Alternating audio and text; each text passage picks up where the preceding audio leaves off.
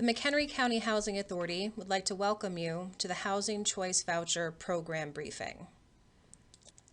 The Housing Choice Voucher Program is a rental assistance program for individuals and families that have low income. We are funded by HUD, the Department of Housing and Urban Development, and HUD has two income guidelines that they say that we must abide by when someone's name reaches the top of the waiting list. HUD says that we must help 3 out of 4 families that are extremely low income first. So as a single person, when your name reaches the top of the waiting list, if you are making at or below 30% of area median income, then you would be determined to be income eligible. But if, as a single person, you are making more than 30% of area median income, but less than 50% of area median income, then you would still be eligible, but you must wait some additional time while we help 3 out of 4 families that are extremely low income first. And if, as a single person, you make more than 50% of area median income, then you would not be eligible.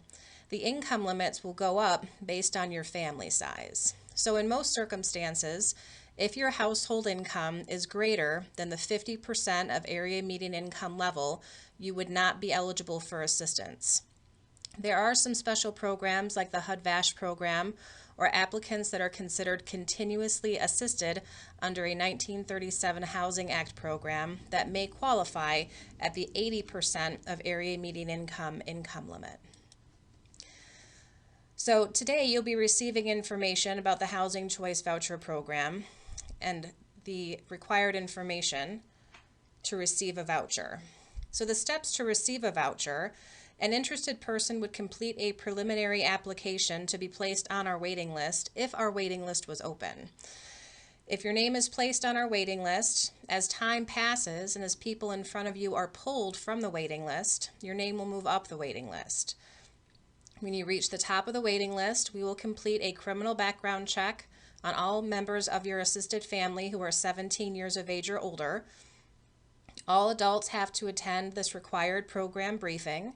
There will be an enrollment appointment with your housing specialist where you'll turn in documentation and sign consent forms. And only after all of that information and all of those steps have been taken would we be able to determine whether or not you are eligible. So just because your name reaches the top of the waiting list does not mean that you are eligible. It means at that point we will begin to determine your eligibility.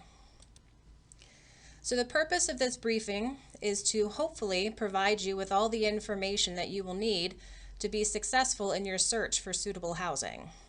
Hopefully it'll also provide you with all the information that you'll need to maintain your good standing while you're participating in the program. The purpose of the Housing Choice Voucher Program is to help families rent units that are safe, decent, and sanitary. Those are HUD terms, and I think what they mean by that is on this program, you might not live in something grand, but you will live in something that is basic, decent, and sanitary housing for McHenry County. So we do consider the Housing Choice Voucher Program to be a 3-way partnership. And that partnership exists between the family, the landlord, and the housing authority. So each party has equal responsibility to make sure that the program runs smoothly. So we're going to start off by talking about the family responsibilities and obligations. Because on this program, in order to receive assistance or in order to continue receiving assistance, you must actively participate. So there'll be appointments that you will have to attend. There'll be documentation that you'll have to turn in. There'll be consent forms that you'll be required to sign. So we're going to talk about what your family responsibilities and obligations are by coming on a program like this. So responsibilities of the family include providing the housing authority with complete and accurate information regarding who's living with you, your income, your assets, and any sort of allowable deductions. The family has to make their best effort to find a place to live that will qualify for the program and is suitable for your family. Oftentimes, a family will have an idea of where they would like to live once their name reaches the top of the waiting list, and the housing authority will do our best to accommodate those wishes. The family must cooperate by attending all appointments scheduled by the housing authority. In the beginning, when you are being determined eligible, there may be a lot of appointments. So please make sure to keep in contact with your caseworker regarding what documentation might still be required and what consent forms might still need to be signed in order to process your application for assistance. The family must take responsibility for the care of their unit, including but not limited to clean food prep areas and no accumulated trash or rubbish in or around your rental unit. The family must comply with the terms of the lease that you will sign with your landlord or property owner, and the family must comply with the regulations of the Housing Choice Voucher program. So we're going to take a closer look at a voucher.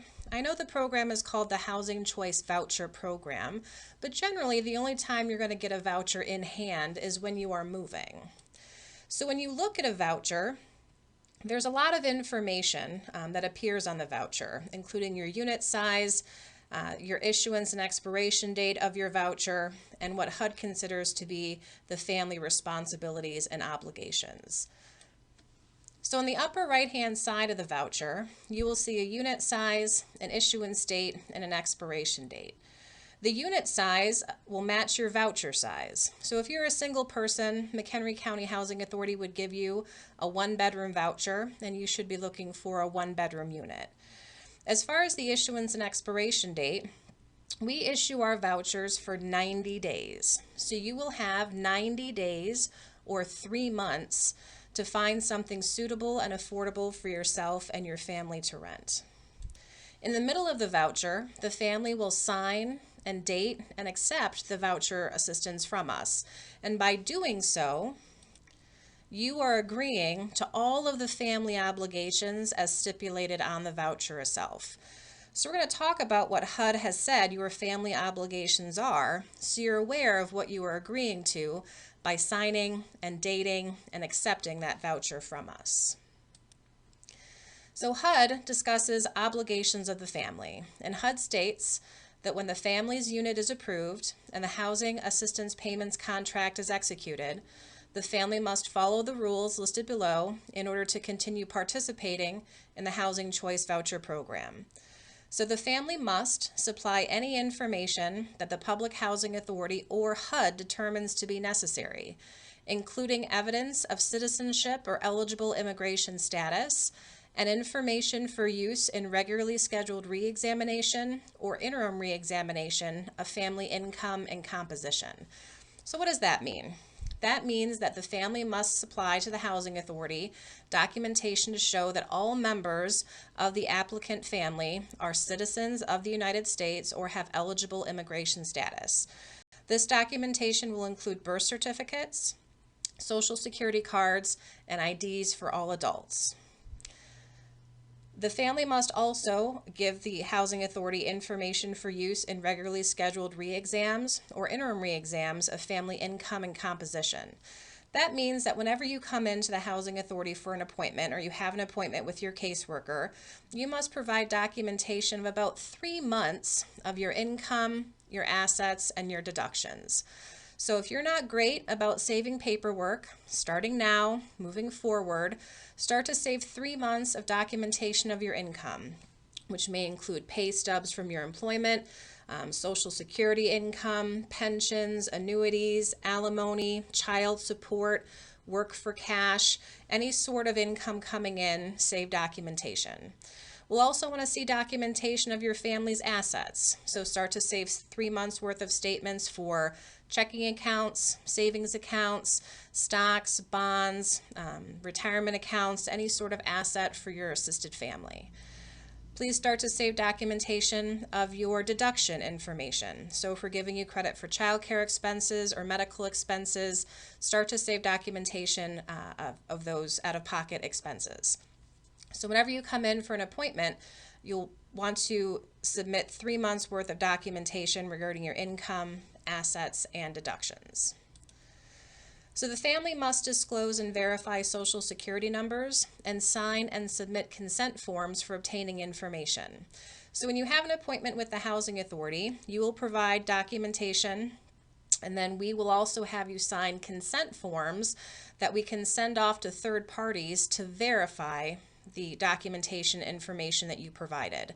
Sometimes it's going to feel like double and triple documentation, but that's just the way that HUD requires it to be.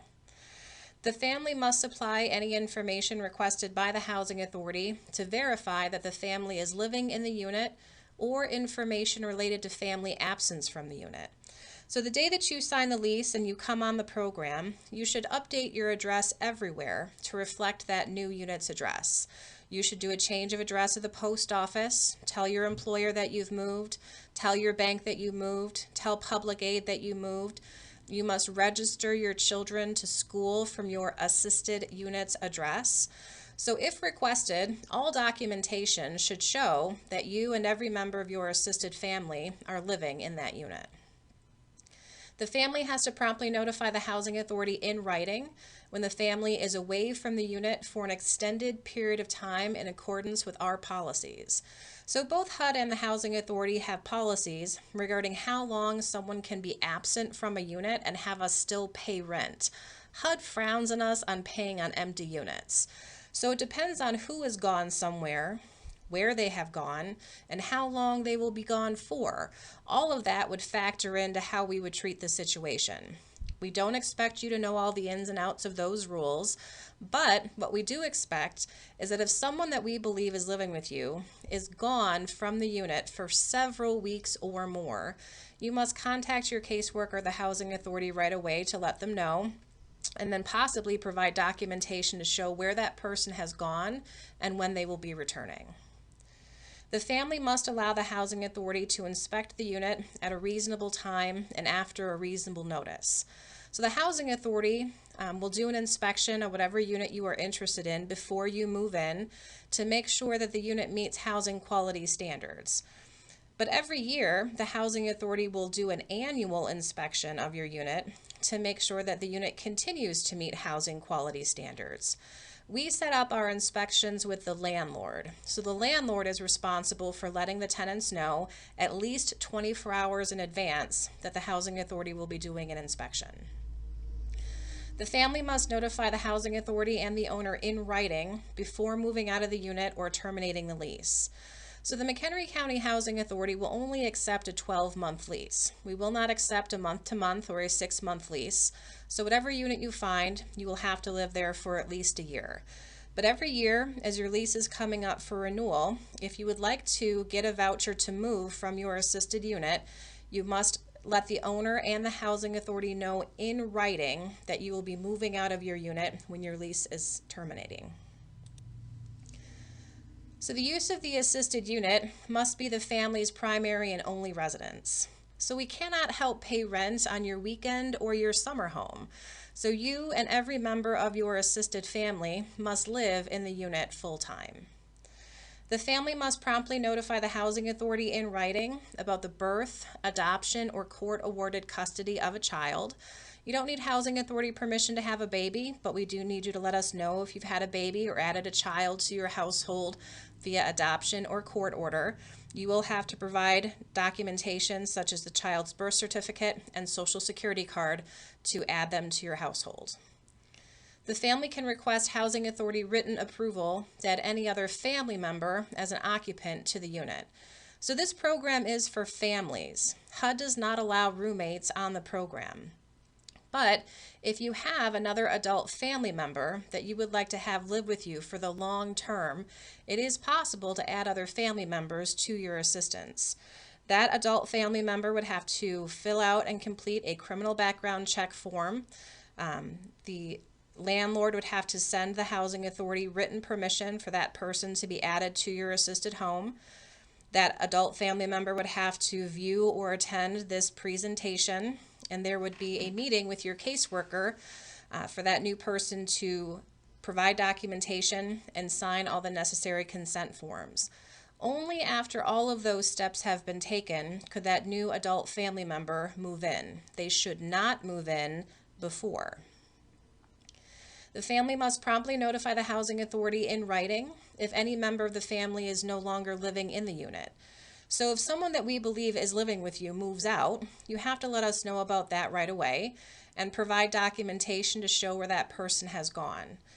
You also have to give the Housing Authority a copy of any owner eviction notices. So you are not protected by being on this program from being evicted. If you repeatedly violate terms of your lease, your landlord may try to evict you. In Illinois, an eviction is a court process. The landlord would have to take you to court, and a judge would have to find cause for the eviction. But if you were evicted through the courts, then you would lose your housing voucher. The family must pay utility bills and provide and maintain any appliances the landlord is not required to provide under the lease. So in almost all circumstances, whatever unit you'll find, you'll be responsible for some utility bills. If the landlord tells you that you are responsible for paying the gas and the electric bill in your unit, the day that you sign the lease and come on the program, you should contact the gas and the electric company and get those utilities turned on in the name of an adult who is living in the assisted home. If you bring in an appliance the landlord has not provided, such as a washer or a dryer, sometimes a dishwasher, then you must keep that appliance in proper working order. Whenever we come out to do inspections, everything that's there has to work, even if the appliance is yours. So any information the family supplies must be true, correct, and complete. You cannot knowingly lie or commit fraud on the program. If you are found to have committed fraud, the housing authority will take steps to terminate your housing assistance. And if you are terminated for fraud, you may be banned from ever receiving housing assistance from our agency ever again. So the family, including each assisted family member, must not own or have any interest in the unit. So we cannot help pay rent on a unit that you have a mortgage on by yourself or that you may own jointly with another person. Some housing authorities do have home ownership programs, but unfortunately we do not. The family cannot commit any serious or repeated violations of the lease because, again, you could be evicted if you repeatedly violate terms of your lease. You also may not be in good standing to get a voucher to move from your unit if your landlord has documented with us that you have repeatedly violated terms of your lease. And the family cannot commit fraud, bribery, or any other corrupt or criminal act in connection with the program. The family cannot engage in drug-related criminal activity, violent criminal activity, or any other criminal activity that threatens the health, safety, or right to peaceful enjoyment of the premises. So the McHenry County Housing Authority does a background check on all applicant family members 17 years of age or older before they come on the program. But we also do background checks for everyone 17 years of age or older once you're on the program. So for applicants, when we're doing the background check, we look back 4 years. In the previous 4 years, you cannot have been found guilty of or pled guilty to any sort of drug-related criminal activity, any sort of violent criminal activity. You can't have 2 or more felonies. You can't have any member of your assisted family that is required to register as a sex offender for life in any of the 50 states. You can't have any member of your applicant family that has ever been found guilty of producing methamphetamines in HUD-assisted housing. That is also an automatic ban for life. And you can't have any member of your applicant family that has a medical marijuana card. The family cannot sublease or let the unit, or assign the lease or transfer the unit. So meaning the family cannot sublease, meaning that you can't move out of the unit and have someone else move in and accept the assistance on your behalf. You can't let the unit or rent a room to someone. You can't assign the lease to another person. And you can't transfer the assistance to another unit unless you've taken all the proper steps to move. The family cannot receive housing choice voucher assistance while receiving another housing subsidy for the same or for a different unit under any other federal, state, or local housing assistance program. So you can't have 2 rental assistance programs going on at the same time. Oftentimes, this may be an issue for someone who is already living in privately HUD subsidized housing. Here in McHenry County, and I'm sure all over, but here in McHenry County, we have many apartment complexes that have their own private HUD funding. So if you're living in a privately HUD funded apartment complex and you wanted to come on the program, the Section 8 Housing Choice Voucher Program, May 1st, your lease at your privately HUD funded apartment would have to end April 30th for us to help you May 1st. There shouldn't even be 1 day of overlap. It may also be an issue with children. If the children's parents are not together and each parent lives in their own privately HUD-funded unit, the children can only be claimed as living in one household. They can't be claimed as living in both. And the family cannot damage the unit or premises or permit any guest to damage the unit or premises because you will be financially responsible for all damage claims the landlord may assess to the unit. The family cannot receive housing choice voucher assistance while residing in a unit owned by a parent, child, grandparent, grandchild, sister, or brother of any member of the family, unless the housing authority has determined that approving that unit would be a reasonable accommodation for a family member who is disabled. But unless we have approved it as a reasonable accommodation, we cannot allow you to rent from one of these family members. And the family cannot engage in abuse of alcohol in a way that threatens the health, safety, or right to peaceful enjoyment of the premises. So the head of the household must advise the housing authority of all persons who are residing in the unit.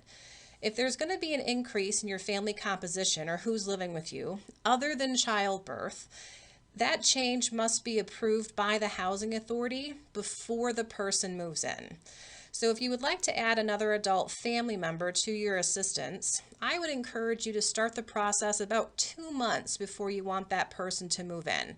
That gives you plenty of time to have that person complete a criminal background check form, get written permission from the landlord sent in saying that person can move in, have the person attend this briefing or orientation, and get a meeting set up with your caseworker for you and your new family member to sign consent forms and turn in documentation.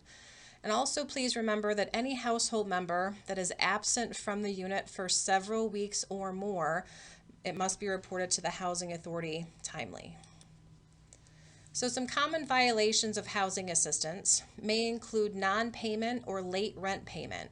So this is not the free rent program. In almost all circumstances, the family will have a portion of the rent that they are responsible for paying on time, in full, every month, directly to the landlord. If in your lease it says there are penalties for paying your rent late, then you would be subject to those late penalties. Not paying utilities can also sometimes be a common violation. Again, if your landlord indicates that you are responsible for paying certain utilities such as gas or electric, the day that you sign the lease, you have to get the gas and the electric service turned on in the name of an adult who is living in the assisted home. And every month as the bills come in, you have to pay them and keep them current. If your utilities get shut off for non-payment, you would lose your housing assistance. So please make sure to keep your utilities on and in good standing. When you are receiving a housing choice voucher assistance, you are still more than welcome and encouraged to apply every year for LIHEAP. LIHEAP is the Low Income Home Energy Assistance Program. We offer that program out of our office here at the McHenry County Housing Authority. It is a seasonal program that generally starts in late fall, normally October, runs through the winter, and ends at the end of May. And for income eligible households, the LIHEAP program can put money directly towards your utility bills. But that again being said, you are responsible for keeping your utilities on and in good standing. An unauthorized person is anyone that you allow to stay in your home for more than 14 days per year that is not part of your assistance. It would also be anyone that you knowingly allow to use your address for any purpose. So you cannot knowingly allow someone to use your address to receive mail, put in an ID or an application, to register children to school from your assisted unit's address, to be bailed or bonded out of jail or prison to your home. So none of those things can happen. The only real exception to the unauthorized persons rule in our administrative plan is in regards to children. So if you are a parent and you share joint custody of a minor child or minor children, but you are not the residential parent or they do not live with you more than 50% of the time, then those children would not be added to your assisted home. But they could come and stay with you every weekend, all summer long. It says up to about 182 days a year. or essentially half the time. They would have to be on your lease as a temporary occupant, and the housing authority and your landlord would have to be aware of the situation. But other than for minor children that you share joint custody of, that's really the only exception to the unauthorized persons rule in our administrative plan. Under reporting of income, the family is required to report all sources of income for every member of the family, including minor children. If the family fails to report an income increase in writing within 10 days of the change taking place, then the family will be subject to a repayment agreement. So HUD requires that the housing authority calculate what the family should have been paying in rent had they reported that change timely, and then that family owes us the difference in that money back. So tenant damages will be the family's financial responsibility to pay for. On this program, you will be a renter. So in almost all circumstances, the housing authority would assign responsibility to the landlord or the owner to make repairs to the unit.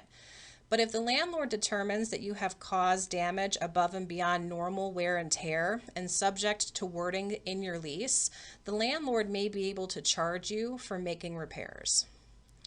So drug activity is not allowed on the program.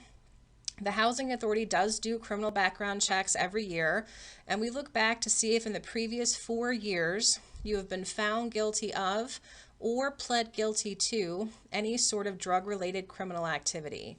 But we let the courts decide who is pleading guilty or who is being found guilty of drug-related criminal activity. But your landlord is well within their legal rights to try to evict you from the unit for the mere idea that drugs are taking place. So if your landlord sees something, if they smell something, if you were arrested on the property for drugs, your landlord may try to evict you. And if you were evicted through the courts, then you would lose your housing voucher. So threatening behavior towards housing authority staff or neighbors is not tolerated. Subleasing is not allowed, again, meaning that you can't move out and let someone else move in and accept the assistance on your behalf. And you can't make side payments to a landlord. Side payments is when a landlord asks for extra rent or a tenant offers to pay extra rent. The housing authority will always determine what your portion of the rent is, and you should never pay any additional.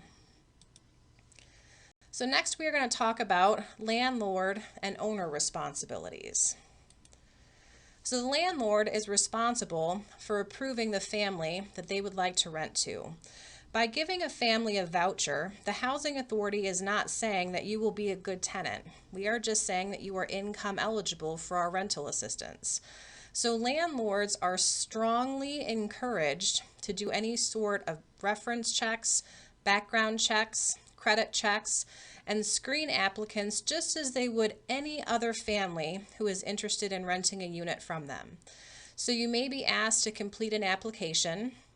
There may be an application fee that you're expected to pay, and the property owner should check on your rental history, credit history, and generally screen you to determine if you would be a good renter. So the landlord must comply with all fair housing laws and not discriminate against any family. The landlord has to maintain the unit by making necessary repairs in a timely fashion. And by timely, we generally mean at least 30 days. So there are some repairs that we would consider 24-hour emergency repairs.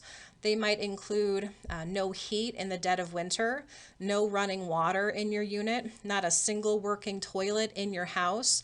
Those would all be 24-hour emergency repairs. But for general maintenance concerns, the housing authority would give your landlord at least 30 days to make the repair, and we would expect that you would do the same.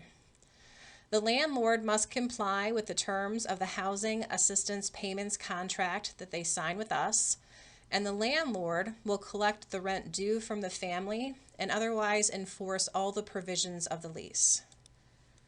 So the owner must maintain the unit in accordance with housing quality standards, and the housing authority cannot make payments for a unit that fails to meet housing quality standards, meaning that we cannot pay rent on a unit that fails inspection. So let's say that we go out to do your annual inspection and your unit fails for just a couple general maintenance concerns. We would send the landlord a letter and you would get a copy of the letter. The letter would indicate the date that we came out to do the inspection, and we would list everything that failed the inspection. We would give a time frame to the landlord to make the repairs. Again, for general maintenance concerns, we would give them at least 30 days. But let's say that 30 days comes and goes. Nobody calls us to say the repairs have been done. Maybe they haven't been done. After the time frame that we have given has passed, we will start to abate or not pay our portion of the rent. We will abate a landlord's rent for 30 days. While under abatement, the landlord still has the opportunity to make the repair, have us come out and pass the unit. And if it does pass, we will begin to pay again. But if while under abatement, the landlord does not make the repair or the unit does not pass the inspection, after 30 days of abating, we will cancel the contract for that unit and the family will be given a voucher to move. That is if it was a landlord responsibility to make the repair. If our inspector determined that it was tenant-caused damages and assigned responsibility to you to make the repair, the same types of rules apply. You would be given a time frame for making the repair. If you did not make the repair during that time frame or the unit does not pass the inspection, we would send you and your landlord a 30-day notice of termination, saying that because of this housing quality standards failure, in 30 days' time, we're going to terminate your housing assistance. Under a 30-day notice of termination, you still have the opportunity to make the repair and have us come out and pass the unit. And if it does pass, you'll maintain your good standing. But while under a 30-day notice of termination, if the unit doesn't pass the inspection or you do not make the repair, after 30 days, we will cancel your housing assistance because ultimately we cannot pay rent for a unit that fails an inspection. So next we're going to talk about how we calculate your eligibility and your level of assistance. If a family is determined to be income eligible for rental assistance, you will be given a voucher to begin looking for a unit to rent. You'll also be given some paperwork called a request for tenancy approval. A request for tenancy approval is a multi-page form that a potential landlord will fill out completely and turn in to the housing authority. Us receiving a completed request for tenancy approval from a potential landlord is what alerts us to go out to do an inspection. In addition to a completed request for tenancy approval, the landlord should also submit a sample unsigned copy of the lease they would offer to you should the unit pass the inspection. Please do not sign a lease or move any belongings into a unit until we have done the inspection and it has passed. We would just like an unsigned sample copy of the lease so we can review it to make sure it has everything in there that HUD requires. So in a lease, HUD requires that it have the full unit address, including apartment number, city, state, and zip code, the tenant's name, the move-in date, the rental rate of the unit, and the lease must include what utilities are included with the rent and what utilities are the tenant's responsibility to pay. But other than that, your lease can have whatever your landlord would like for it to have. So we are not lawyers. We are not reviewing your lease for legality. If you would like to have a lawyer review your lease before you sign it, you're more than welcome to. But at the very least, you should read it in its entirety. Make sure that you pay attention to all the specifics in the lease, including when the rent is due, late fees, procedures for giving notice at the end of the lease, and make sure that you can live with all the rules regarding pets, parking, storage, noise, move-out procedures, etc. These are some HUD terms that you might hear your caseworker talk about or that you might see on your paperwork. HAP stands for Housing Assistance Payment. That is our portion of the rent that we send to your landlord every month. The payment standard is an amount that we use to calculate our portion of the rent. It is based on HUD's fair market rent, which is a rent limit determined annually by HUD. The payment standard is the maximum amount of rental assistance that HUD is going to give you every month in rent. When someone asks, what is my voucher worth? They are asking, what is the payment standard? When determining whether or not a unit will work for the program or will be affordable for a family, we look at what is called the gross rent, which is the asking rent plus a utility allowance. A utility allowance is the housing authority's best estimate of how much you will pay in utility bills based off what utilities you are responsible for and if those utilities are runoff gas or electric. So for an example, let's say that you are a single person coming on the program and you have a 1-bedroom voucher. You go out and you find a 1-bedroom apartment that you would like to rent. The landlord tells you that the asking rent for the unit is $850 a month. You ask the landlord, what utilities do I have to pay? The landlord says that you have to pay electric for your heating, electric for your hot water heating, electric for your general light bill, and electric for your cooking. We would say on average it would cost you about $150 a month to keep your ComEd bill or your electric bill current every month, all 12 months of the year. So the gross rent for that unit would be the asking rent of $850 a month plus a utility allowance of $150 a month for a gross rent of $1,000. When we're determining what your portion of the rent is going to be, we look at the gross income for every member of the family, including children. And we estimate that gross income out to try to get a gross annual income. So again, let's say that you're a single person coming on the program and you receive Social Security income. And before any taxes or deductions of any kind are taken out of your Social Security, you are entitled to $1,000 a month. We would then say that your gross annual income is $12,000 a year.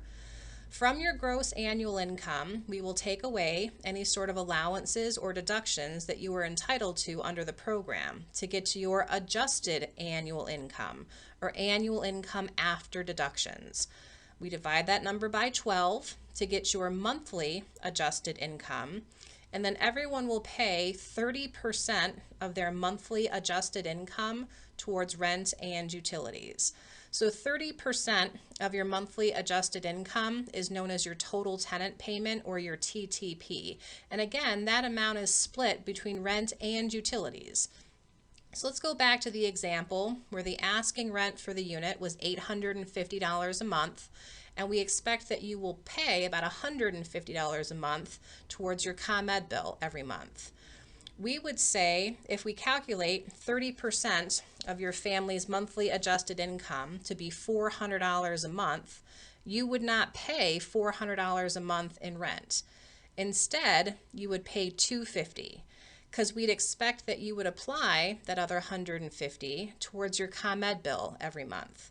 We reduce your rent portion by the utility allowance amount to give you indirect help to keep your utilities current.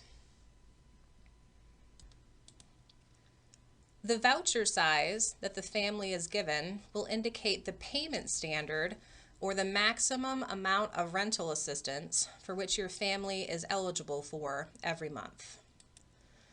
The McHenry County Housing Authority uses what's called the Small Area Fair Market Rent System. What that means is that each zip code in McHenry County has its own payment standard. Your voucher literally will be worth more in some zip codes than it will be in others. So the further southeast you go in our county, in general, the rents are more expensive. Those towns might include Crystal Lake, Algonquin, Lake in the Hills. The further northwest you go in McHenry County, in general, the rents become cheaper. Those towns may include Harvard, Marengo, Union. So the payment standards in the areas that have higher rents, such as Crystal Lake, Algonquin, Lake in the Hills, will be higher than those areas that tend to have cheaper rents, such as Marengo, Harvard, Richmond. Remember, when you are looking at the payment standards by zip code, you are looking at the gross rents. rents, plus a utility allowance together. So it is important to remember that the family must report all household income for every member of the family, including minor children. Examples of income include wages. This would include your normal 9-to-5 job where you clock in, you clock out, you get a check at the end of the week. But it also would be anything that you can do for cash income or self-employment income. This might include driving for Uber or Grubhub, doing multi-level marketing like selling for Avon, Mary Kay, Herbalife. It might also include working for cash, being a handy person, babysitting, shoveling snow, mowing lawns, doing hair or nails, all sorts of wage income for every member of the family must be documented and reported to the housing authority. Other examples of income include unemployment, TANF money, which is temporary assistance for needy families. It's a cash grant from public aid. Supplemental security income and all Social Security benefits, child support, alimony, pensions, annuities, income from assets, contributions, gifts, and other support. Those last few tend to confuse people sometimes. So HUD says that any sort of financial assistance given directly to a family or paid on behalf of a family count as income for a family. So if someone outside of your assisted household, like a friend, a relative, a neighbor, a significant other, another social service agency, is helping pay for things like your car payment, car insurance, cell phone bill, cable bill, or is giving you financial assistance or money every month to help you get by, that must be reported and documented and counted as income for the family. The family must report all household assets for every member of the family, including minor children. Examples of assets would include equity in real property or real estate holdings, amounts in checking accounts or savings accounts, stocks, bonds, money market funds, retirement savings of any kind, life insurance policies, certificates of deposit, lump sum inheritances, lottery winnings, insurance settlements, and any assets that you've disposed of for less than their fair market value during the 2 years preceding that certification. So depending on your family type, HUD would like to give you adjustments or deductions to your gross annual income. And HUD would like to try to define your family in one of two ways. So HUD would define a dependent as anyone who is under the age of 18, other than the head of household, spouse, or co-head. HUD would also define a dependent as anyone who is a full-time student, 18 years of age or older, other than the head of household, spouse, or co-head. HUD would also define a dependent as any household member who has a disability other than the head of household, spouse, or co-head. So the head of household, spouse, or co-head can never be considered a dependent. HUD would define an elderly family where the head of household, spouse, or co-head is either 62 years of age or older or is a person with a disability. So if HUD has defined your family as elderly, meaning that the head of household, spouse, or co-head is either 62 years of age or older or is a person who is disabled, then we can give you allowable medical expenses as a deduction to gross annual income. An allowable medical expense is anything the family pays for medical out of pocket that is unreimbursed that can generally be expected to repeat. So this could include your Medicare premium, your supplemental health insurance premiums, doctor co-pays, prescription co-pays, documented mileage to and from a doctor or a hospital. All of that could be an allowable medical expense. We can allow child care expenses for children who are 12 or younger if it will enable a family member to work or to attend school. And we can also allow handicap assistance expenses for attendant care or auxiliary apparatus for a disabled family member if it permits another family member to work. So who pays what in the Housing Choice Voucher program? the family will pay 30% of their monthly adjusted income towards rent and utilities, and the housing authority will pay the remainder up to the payment standard. The payment standard is the maximum amount of rental assistance that HUD is willing to give you every month in rent. If your gross rent and utilities together are over the payment standard, you will start to pay more than 30% of your income towards rent and utilities.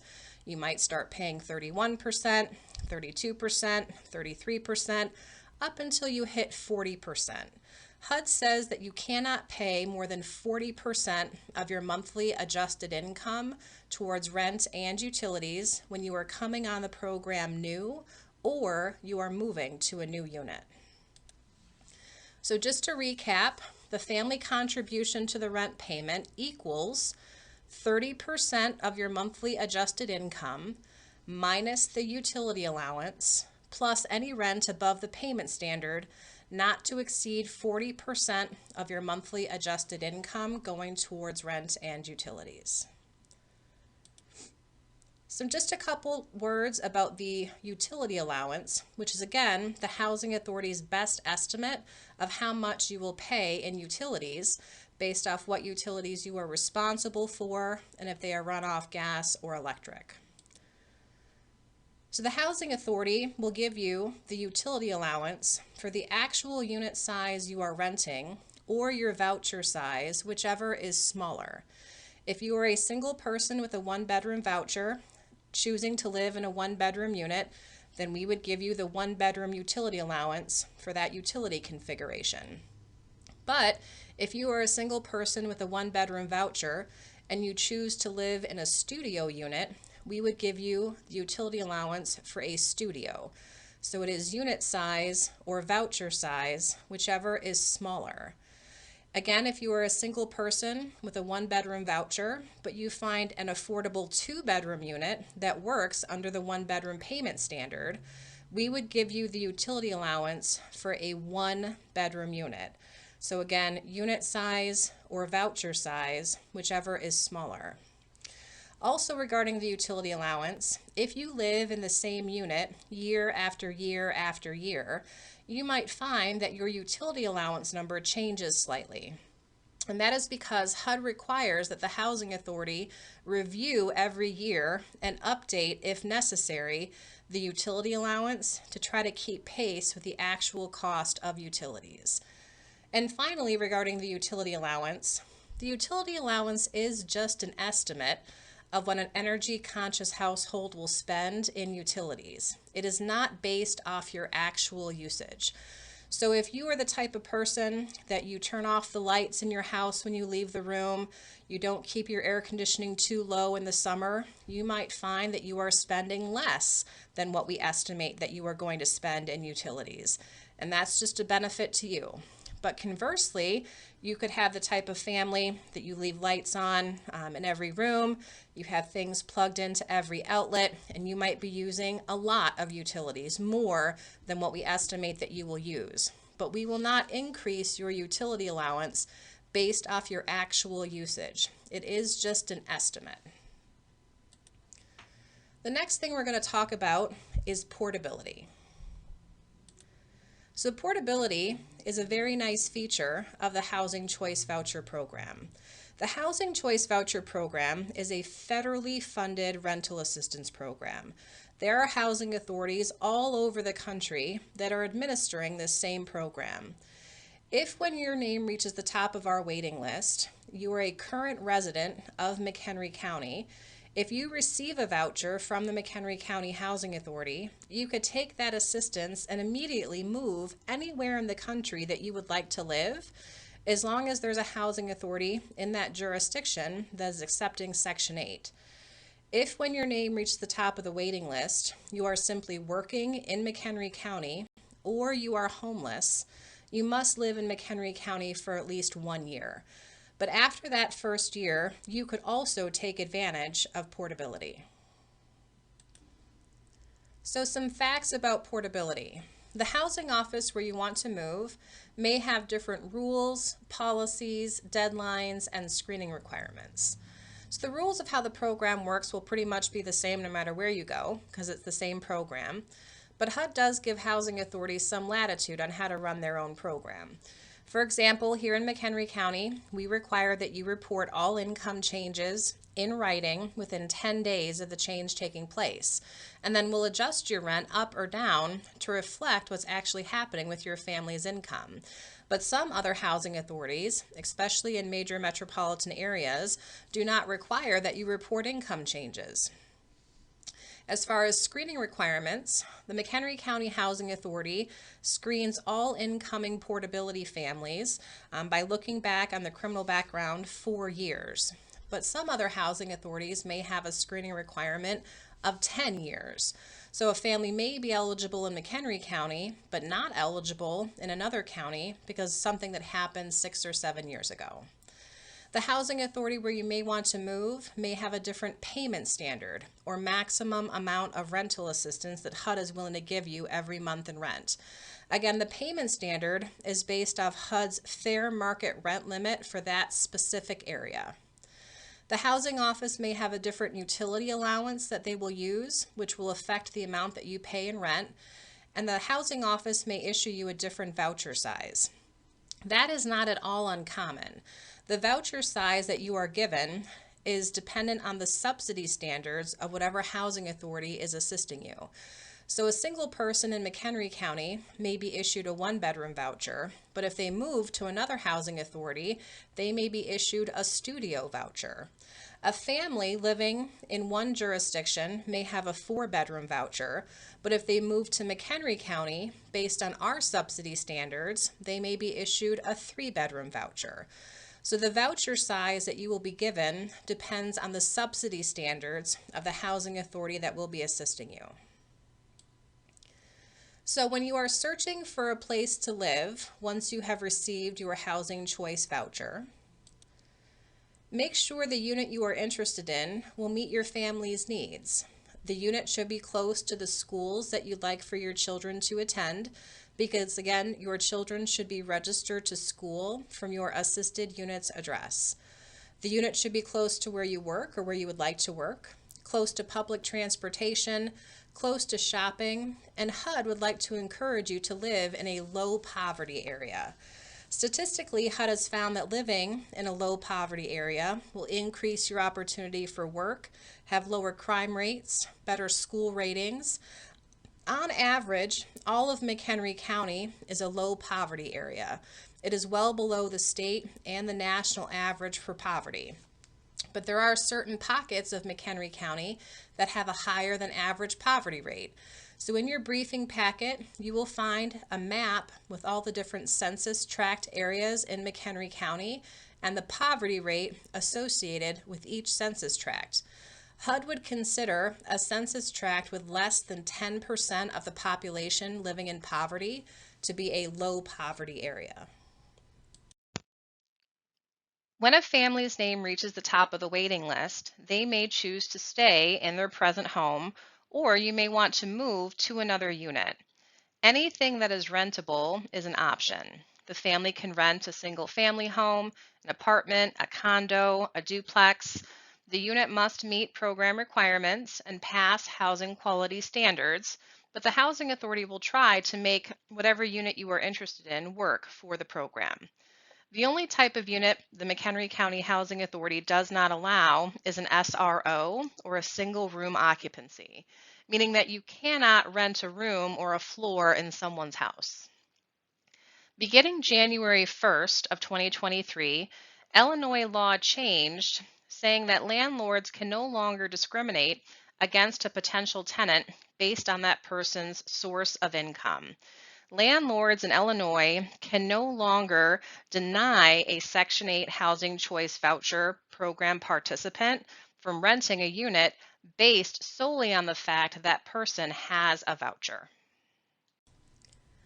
So if you decide that you would like to lease in place where you are currently living, remember, you cannot have any financial interest in the unit, meaning that you cannot own it by yourself or jointly with another person. The unit cannot be owned by a member of your family. The unit must be an appropriate size for your family. It must pass an inspection. The unit must be determined to have a reasonable rent, and you cannot pay more than 40% of your monthly adjusted income towards your portion of the rent and the utilities.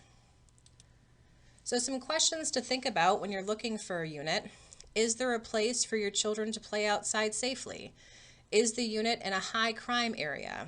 In your packet, you will find some crime statistics for the general Chicagoland area. If you are interested in crime statistics for a specific town, I would encourage you to contact the local police department. What is the general condition of the neighborhood? Are you close to medical services or a fire department? Is there adequate parking for you and your guests? Is the building an area well lit at night? And is there a church nearby? So some tips to locate housing. You can check the classified section of the local newspaper, which in general here in McHenry County would be the Northwest Herald. You can ask friends and neighbors if they know of anything for rent. You can drive through a neighborhood that you like and look for rent signs on buildings or properties. You can check bulletin boards and laundromats and supermarkets, check with a real estate office or a rental agency, but most importantly, you should look online. So landlords have moved mainly to online resources because they're free. They can post pictures and descriptions of their unit. So your caseworker should have a nice listing of different rental websites that you can visit to find online listings. So when you're going out to look at a unit, just as a landlord is evaluating you as a potential tenant, you should be evaluating them as a potential landlord and this unit as your potential home. So some questions to ask or think about. Does the landlord provide pest control? Is the unit clean and ready to occupy? So the housing authority will only do an inspection on a vacant unit unless it's you and you're trying to lease in place. But if someone else is living there, that person has to move out. The unit has to be cleaned and prepped and ready. So if it were to pass inspection, in theory, you could move in that day. Are there sufficient amenities and facilities for your family? Is there a private secure mailbox where you can receive mail? Is the fridge and stove large enough for your family size? Is garbage pickup available? Are there restrictions on pets? Is there sufficient parking and storage? And do all the windows and doors have locks that work? Some questions to ask when you meet with the landlord. Does the owner live nearby? And if not, is there a person they'd like for you to call for routine maintenance or for emergency repairs? Does the owner seem interested in maintaining the condition and the appearance of the property? This can be very indicative of how quickly they will respond to your maintenance requests. And make sure that you write down when and where the landlord or agent can be reached. So when you're going out to look for a unit, make sure that you bring with you all of your important housing documents, such as your voucher and your request for tenancy approval. So you have the paperwork with you if you find a unit that you would like to rent. When we determine if the unit will meet the program requirements, we will see if the gross rent is less than or equal to the payment standard to be most affordable for the family. We will determine if the rent for the unit is reasonable based on the type of unit, the size, the condition, the location, and what utilities are included with the rent and what utilities the tenant has to pay. And we will make sure that the unit passes a housing quality standards inspection. The security deposit for the unit will be the family's responsibility to pay. Unfortunately, this program does not come with assistance for security deposit. You may also have to pay a deposit to get utilities turned on in your name if you have a bad history with the utility company, if you have poor credit or no credit. So next, we will briefly talk about housing discrimination and lead-based paint. In your briefing packet, you will find pamphlets on both of these topics. So in confronting housing discrimination, it is illegal to deny housing to anyone on the basis of race, color, religion, sex, national origin, familial status, or disability. If you believe that you have been discriminated against, you can contact your housing authority representative and we can assist you in completing a housing discrimination complaint form that's been included in your packet. So you're more than welcome to hire a private lawyer if you feel that you've been discriminated against, but you can also hire HUD and they will help you for free. The next pamphlet is called Protecting Your Family from Lead in Your Home. Lead-based paint can be found in units that were built before 1978, and as lead-based paint breaks down, chipping, peeling, cracking, chalking, deteriorated paint on the inside or the outside of a unit can be a health hazard for yourself and your family and your children. I would encourage you to carefully read the pamphlet Protecting Your Family from Lead in Your Home so you are aware of the dangers that lead-based paint can pose to you and your children. Reasonable accommodations. The McHenry County Housing Authority must not discriminate against any person with a disability. Applicants and residents can request a reasonable accommodation at any time, from the application process through the termination process to those that have a qualified disability. So a reasonable accommodation is a modification or change a housing authority can make to a policy or a procedure that would allow an otherwise qualified applicant or a participant to take full advantage of one of our programs. So examples of a reasonable accommodation may be permitting an application or re-exam to be completed by mail for someone who is medically homebound. We could approve the need for a live-in aid if someone's doctor says that they require a 24-hour live-in care attendant. We could permit an authorized designee or advocate to participate in any of the meetings a client has here at the Housing Authority to help that person successfully complete those meetings. So these are all some examples of a reasonable accommodation the Housing Authority could approve for an individual who is disabled. So when you are leasing a unit through the Housing Choice Voucher program, make sure that the documentation listed below is submitted within the 90 days before your voucher expires.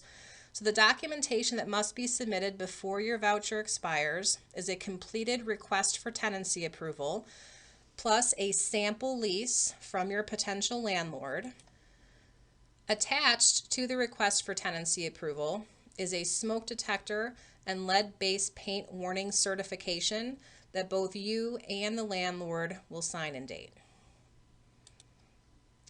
After the landlord has submitted the completed request for tenancy approval and the sample lease, you must allow us 15 days to process your request for an inspection. We will try to do better, but we cannot make any guarantees. The Housing Authority will review the request for tenancy approval and the sample lease to make sure that the gross rent will not exceed 40% of your income going towards rent and utilities, and that the proposed rent is within the limits that we would allow and it's affordable for the family. If the request for tenancy approval and the proposed lease look to be in order, the Housing Authority will make an appointment with the owner or property manager to inspect the unit. If the unit does not pass the initial inspection, the landlord will be given 30 days to make any sort of necessary repairs, if they would like to, because at this point, the unit is not on the program and the landlord is not obligated to make repairs. If the Housing Authority completes an inspection of a unit for you, the unit does not pass the inspection, and the landlord will not make the repairs, or the unit doesn't pass within 30 days, then that unit will not work for you. The family will have to come in, get a new request for tenancy approval to continue looking for a unit that will work. The bad news is that that unit will not work for the family.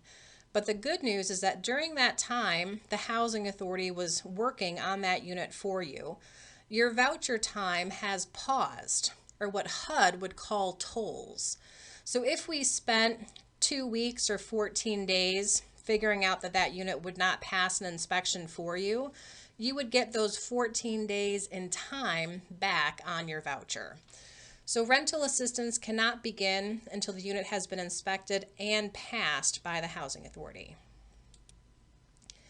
If the unit is approved by the Housing Authority and does pass the inspection, you will enter into a 12-month lease with your landlord. the housing authority will enter into a 12-month housing assistance payments contract with the landlord. You will pay your portion of the rent on time, in full, every month directly to your landlord, and we will pay our portion of the rent via direct deposit the first working day of every month directly to your landlord. So the housing authority will provide your family with assistance as long as the rent remains reasonable for the area, as long as your unit continues to meet housing quality standards, as long as your family remains eligible for assistance, as long as you reside in the unit full-time, and as long as the owner is in compliance with the housing assistance payments contract that they sign with us. Remember, it is required that you pay your portion of the rent on time, in full, every month. You are also required to pay your utilities on time each and every month. And you will not be permitted to move with assistance if your rent is not paid, your utilities are not paid, or the unit is damaged. So the housing authority will always determine eligibility for all of our rental assistance programs.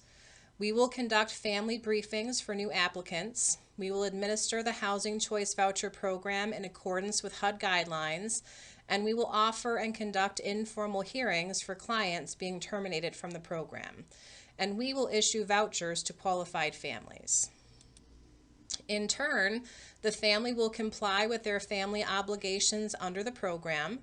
They'll pay their portion of the rent, comply with their lease agreement, take care of their rental unit, report maintenance problems timely to the landlord, and give proper written notice to move at the end of their lease if they would like a housing choice voucher to move. And the family will enter into a lease with the owner. So just some quick compliance reminders for families being assisted under the Housing Choice Voucher program. Remember that appointments with your housing specialist are required. Please don't just show up to see a caseworker. Please always be prompt for scheduled appointments. And if you are late, you can expect that your scheduled appointment will be canceled. Please remember that the family is responsible for reporting all sources of income for every member of the family, including minor children.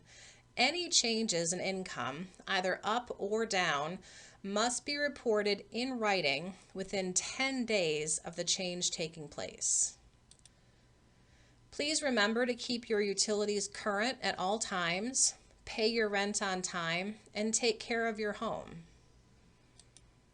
Please remember that a frequent overnight visitor, or anyone who stays in your unit for more than 14 days per calendar year, would be considered an unauthorized occupant, as would anyone that you knowingly allow to use your address for any purpose. And an unauthorized occupant can jeopardize your housing assistance. So please use caution. Think before you act. Be careful of what your visitors do, because you may be held accountable for their actions. And remember that you are always responsible for your success on the program. The next thing that we're going to talk about is terminations. So the housing authority does have the right to terminate your housing assistance for something that you have done or something that you have not done that we needed you to do. If we're going to terminate your rental assistance, in general, we will give both you and the landlord a 30-day notice of termination. If you receive a 30-day termination notice, you have two options. One is you can accept the termination and go off the program in bad standing. Or two, you can appeal the decision. If you appeal a termination decision, you are asking for an informal hearing. An informal hearing is a meeting between the housing authority, the family, and a hearing officer is the impartial third party. The family may bring with them anyone that they would like to bring to the hearing. You may have a lawyer present, a family member, a witness, a caseworker. Anyone that you would like to bring is fine. The housing authority will present our side of why we are terminating your housing assistance. The family will then present their side, whatever the situation might be, and the hearing officer's decision is the final decision on whether or not you can retain your housing assistance. Finally, we have a self-quiz. These are some questions that you should be able to answer after going through this Housing Choice Voucher Program briefing. Question 1, how quickly should I report in writing an increase or decrease in my family's income? 2, does driving for Grubhub, selling Avon or Mary Kay, or babysitting for cash count as income? 3, do I need to report or declare if my minor child has a savings account, checking account, or a savings bond? 4, can I let my grandkids stay with me every weekend? 5, can I move someone else into my unit permanently? 6, can I rent an apartment or house that is owned by my parents? 7, do I have to let MCHA inspect my unit? 8, should I let MCHA know if I'm out of town or I'm in the hospital? 9, do I have to pay rent? And if so, who do I pay? And 10, I received an eviction notice. Should I tell MCHA? Answers to the self-quiz. 1, how quickly should I report in writing an increase or decrease in my family's income? Answer, within 10 days. 2, does driving for Grubhub, selling Avon or Mary Kay, or babysitting for cash count as income? Answer, yes. All self-employment income or work for cash should be documented and reported to the McHenry County Housing Authority. Question 3, do I need to report or declare if my minor child has a savings account, checking account, or savings bond? Answer, yes. All assets for assisted family members, including minor children, should be declared. Question 4, can I let my grandkids stay with me every weekend? Answer, no. Clients may have overnight guests for only 14 days per calendar year. Question 5, can I move someone else into my unit permanently? Answer, it is possible to add another family member to your assisted household. If you have a family member that you would like to add to your unit, please contact your caseworker about 2 months prior to that person moving in to start the process. Question 6, can I rent an apartment or a house that is owned by my parents? Answer, HUD does not allow clients to rent a unit from certain family members, including parents, children, grandparents, grandchildren, sisters, or brothers of any member of the assisted family. Question 7, do I have to let MCHA inspect my unit? Answer, yes. Tenants must allow the McHenry County Housing Authority to inspect the unit at a reasonable time and after a reasonable notice. Question 8, should I let MCHA know if I am out of town or I'm in the hospital? Answer, you must contact the Housing Authority if any member of your assisted household is out of the unit for several weeks or more. Question 9, do I have to pay rent? And if so, who do I pay? Answer, tenants will pay 30% of their income towards rent and utilities. You will pay your rent portion directly to your landlord. Please keep a copy of your rent payment or your rent receipt for your own records. And finally, question 10, I received an eviction notice. Should I tell MCHA? Answer, yes. Contact MCHA immediately if you receive an eviction notice from your landlord. Receiving an eviction notice from your landlord does not mean that you will automatically lose your housing assistance. If you have questions or need clarifications regarding this briefing, please contact any of the MCHA staff members listed below. Please also reach out to your assigned caseworker after viewing this briefing to discuss your ongoing eligibility determination and what outstanding documents or consent forms the Housing Authority may still need to complete your application or certification. Thank you for viewing the Housing Choice Voucher Program briefing.